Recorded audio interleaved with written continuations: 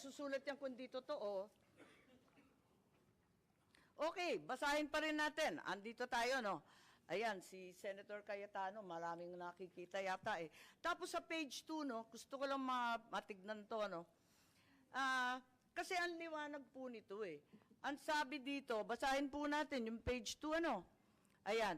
The ICC has been mandated to investigate crimes against humanity. Pakitignan na lang po ang sumunod. Sige, itaas pa po yan. Indirect co-perpetrator. So, ibig sabihin, hindi siya principal, indirect pa. Parang ganun po yung understanding. Sino yung direct? Saan na yung direct? Ba't hindi inuna?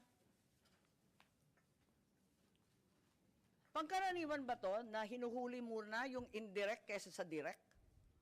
Form lettering ba to? Iba ho kasi yung legal language na ginagamit ng iba't